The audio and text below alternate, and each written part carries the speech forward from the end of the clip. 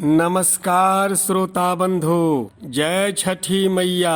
ये छठी माता कोई आधुनिक माता नहीं है। वैदिक काल से भी पूर्व जब सृष्टि का निर्माण हुआ तभी से षष्ठी देवी की पूजन होती है। ब्रह्म वैवर्त पुराण में कहा गया है, षष्ठान सा प्रकृते याच सा च षष्ठी प्रकृतिता बालकाधिष्ठात्री देवी विष्णु माया च बालदा आयुः प्रदा च बालानाम धात्री रक्षण कारिणी सततम शिशु पार्श्वस्था योगेन सिद्ध योगिनी।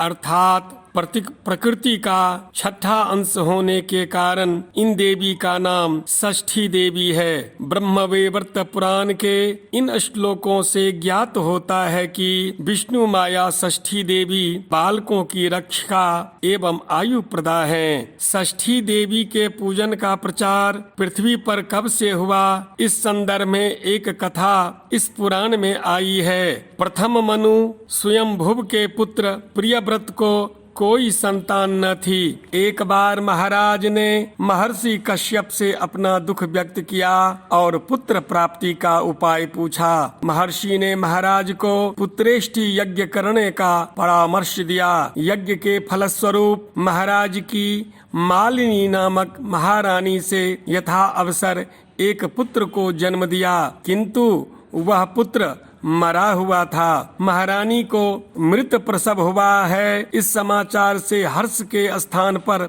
अवसाद ले लिया।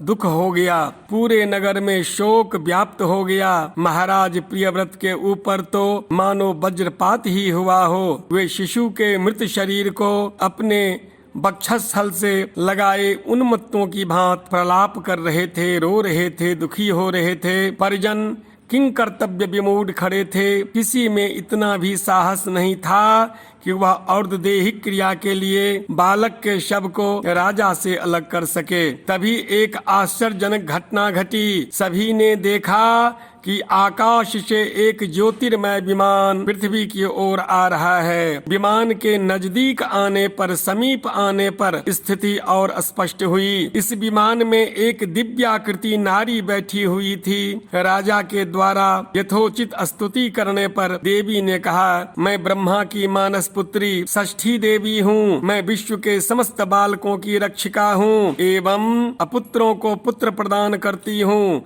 पुत्रा अहम अपुत्रा इतना कहकर देवी ने शिशु के मृत शरीर का स्पर्श किया, जिससे वह बालक जीवित हो उठा। महाराज के प्रसन्नता की सीमा न रही। वे अपने प्रकार से षष्ठी देवी की स्तुति करने लगे। देवी भी प्रसन्न होकर राजा से कहा, तुम ऐसी व्यवस्था करो जिससे पृथ्वी पर सभी हमारी पूजा करें, क्योंकि सबके संतान का मैं रक्षा करने के लिए तैयार हूँ। तभी से प्रियव्रत ने इस व्रत का प्रारंभ किया। इस व्रत से अपने बालकों की रक्षा करें। और ये वैदिक काल से पूर्व देवताओं की पुत्री षष्ठी पुत्री है। षष्ठी मैया की जय।